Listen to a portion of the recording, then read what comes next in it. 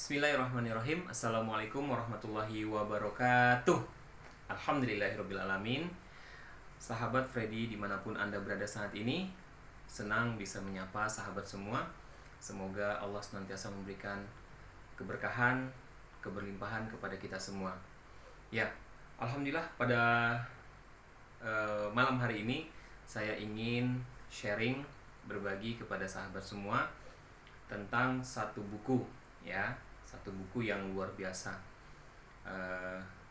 dimana buku ini merupakan kisah nyata dari perjalanan kami dalam membersamai Fahri, sehingga Fahri bisa sembuh saat ini dari autisnya.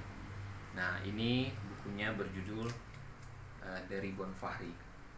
Oke. Nah, buku ini adalah sebuah kisah perjalanan di mana kami membersamai Fahri. Saat ini Fahri berusia 14 tahun. Dalam perjalanannya bagaimana bisa sembuh dari autisnya. Nah, proses perjalanan ini yang kami ceritakan.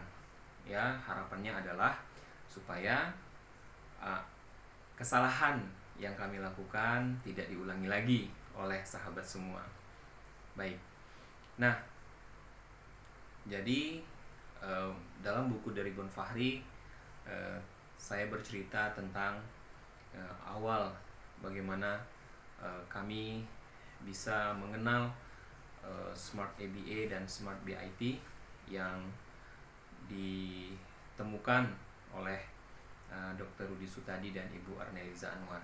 Nah, harapannya adalah mudah-mudahan buku ini bisa menjadi inspirasi untuk sahabat semua dan menjadi sebuah semangat, ya, sebuah keyakinan untuk kita semua bahwa autis bisa disembuhkan, ya, dengan syarat dan ketentuan yang berlaku. Oke. Autis bisa disembuhkan, kita katakan autis bisa disembuhkan apabila ditangani secara dini, intensif, dan optimal. Ya, dini artinya kalau lebih cepat lebih baik. Ya, intensif harus pas kadarnya.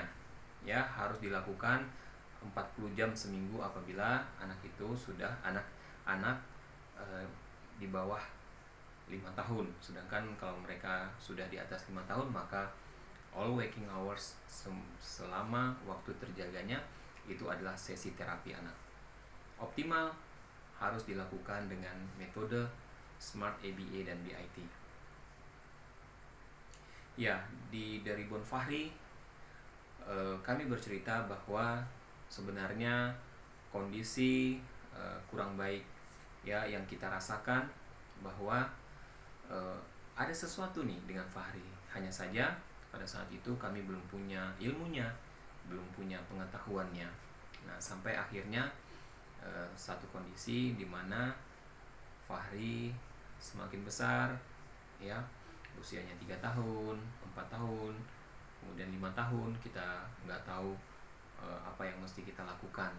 Nah, banyak momen-momen yang luar biasa yang saya rasakan, dan momen ini menjadi titik balik daripada proses membersamai Fahri.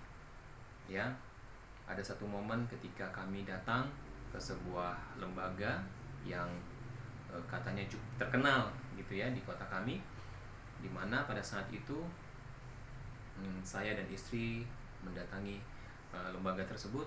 Kemudian kami bertanya, ya, apa kira-kira langkah-langkah yang perlu kami lakukan. Nah, pada saat itu dijawab bahwa ilmu ini sangat langka, ilmu ini sangat mahal, ya, sehingga tidak sembarangan orang bisa mendapatkan ilmu ini. Nah, pada saat itu saya sampaikan ke istri, oke, kalau gitu kita pulang aja.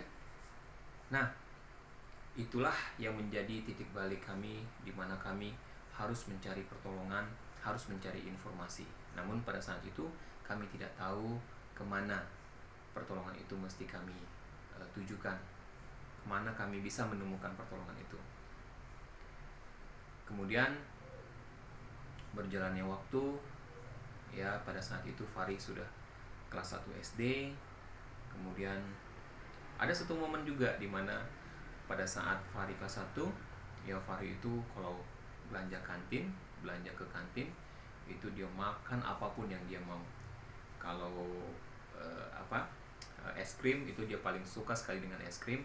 Jadi kalau ada es krim, itu es krimnya dengan roti itu bisa empat kali dia makan. Nah, bahkan saya sampai berpesan kepada mbak kantinnya supaya kalau Fahri makan apapun yang dia makan, silahkan, nanti saya yang bayar. Nah, waktu itu jajannya Fahri itu bisa sampai mencapai 400 sampai 500 ribu sebulan. Dahsyat. Ya, dia makan apapun gitu, es krim, teh gitu ya, teh kemasan gitu. Seperti itu. Belum ada diet. Nah, alhamdulillah ada satu momen yang menjadi titik balik kami juga, bahwasanya ketika itu Fahri kelas 1 dia ulangan, kemudian ada satu pertanyaan dari ulangan tersebut, ulangan agama. Nah, pada saat ulangan agama, ada satu pertanyaan, apa agamamu, siapa Tuhanmu. Nah, itulah pada saat pertanyaan itu diajukan, Fahri tidak bisa menjawab. Makanya momen itu dilihat oleh istri saya. Saya pada saat itu mendengar cerita itu, memang kami benar-benar tertegun. Bagaimana mungkin Fahri tidak bisa menjawab pertanyaan itu? Dia tidak bisa menjawab apa agamanya dan siapa Tuhannya. Nah, kami terus mencari pertolongan dan kami mengatakan bahwa kami harus segera mencari pertolongan. Qadarullah, Allah hadirkan ya sebuah informasi kepada kami, di mana informasi itu sekitar tahun 2015, April 2015. Sebelum 2 bulan sebelum April tersebut, ada satu informasi yang mengatakan bahwa ada peringatan Hari Autis di Surabaya. Kami harus mencari, kami harus ke sana, saya bilang. Supaya apa? Supaya kami bisa segera mendapatkan pertolongan yang benar untuk Fahri. Nah, di pertemuan Hari Autis 2015 itulah saya melihat anak-anak yang sembuh dari autis. Sampai ada satu statement yang mengatakan bahwa autism is curable, autis bisa disembuhkan. Nah, waktu itu saya melihat ya Randy, ada Hilmi, ya waktu itu saya sangat terinspirasi dengan Randy. Randy masih kuliah di pertambangan, di Fakultas Pertambangan di Jakarta, UIN Syarif Hidayatullah. Nah, saya katakan, saya ingin Fahri seperti mereka. Alhamdulillah, dalam pertemuan itulah saya menemukan, istri bertemu dengan Ibu Arneliza Anwar, dan kami mendapatkan sesi konsultasi untuk Fahri. Dokter Astri waktu itu yang menjadi dokter konsultannya. Nah, ada satu momen di mana pada saat sesi konsultasi itu Fahri itu masih lari ke sana kemari. Nah, sampai hilang Fahrinya itu. Ya, sampai saya harus permisi kepada dokter untuk tidak bisa mengikuti sesi karena saya harus mencari Fahri.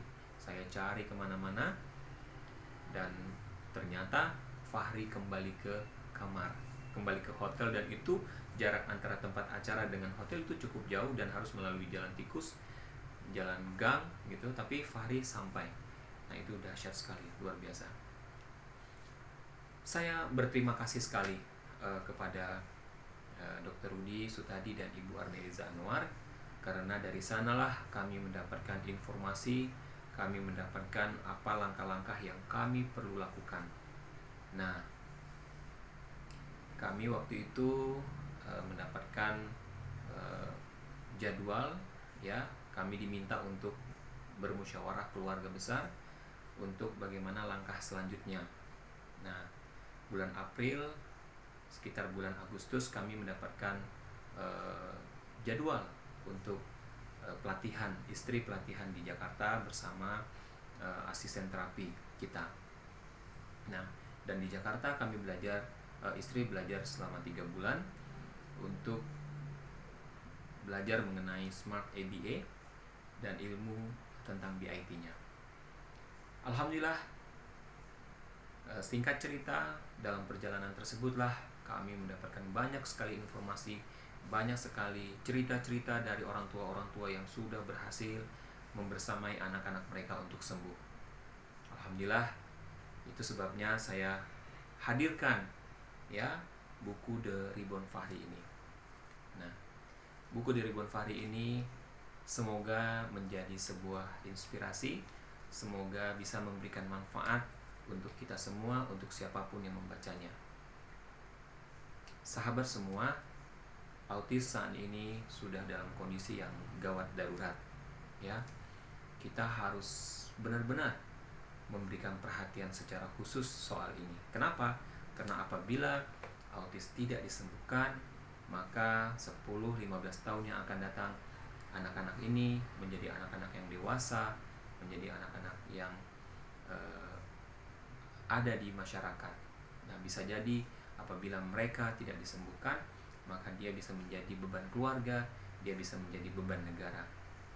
Nah, saya ingin mengajak sahabat semua untuk bisa mengkampanyekan hal ini. Sama-sama kita memberikan pemahaman, memberikan informasi kepada orang tua. Saat ini, kalau sahabat semua melihat, coba deh kita jalan-jalan ke mall, jalan-jalan ke tempat keramaian, ya. Kita melihat banyak anak-anak yang memiliki ciri-ciri. Nah, ada satu pertanyaan, seperti apa sih ciri-ciri anak autis secara umum? Ya, sebenarnya secara kasat mata kita bisa melihat anak-anak ini dengan ciri-cirinya.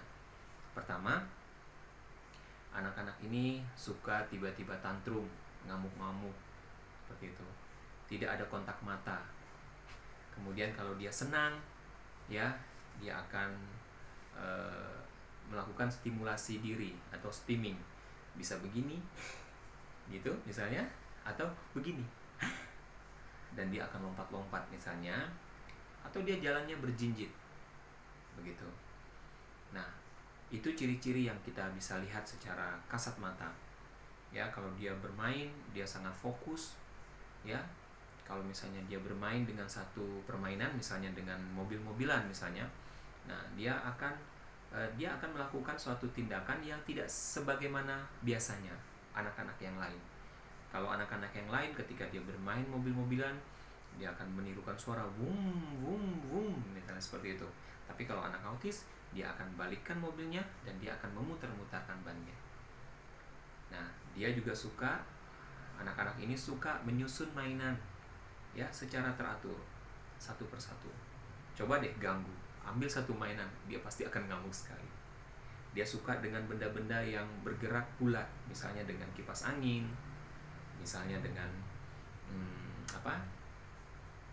jam di dinding, seperti itu. Nah, mudah-mudahan informasi ini bisa memberikan manfaat kepada Bapak Ibu, sahabat semua yang sudah melihat channel ini. Terima kasih sudah memberikan dukungan untuk channel ini. Semoga channel ini bisa memberikan manfaat untuk kita bersama. Dan apabila ada pertanyaan atau ada hal-hal yang ingin disampaikan, silahkan. Nanti saya akan memberikan penjelasan untuk deskripsi, nomor handphone yang bisa sahabat semua hubungi untuk konsultasi. Jangan lupa untuk like and subscribe channel ini dan memberikan dukungan untuk kita terus berkarya. Hidup hanya sekali, jadikan hidup kita berarti. Assalamualaikum warahmatullahi wabarakatuh.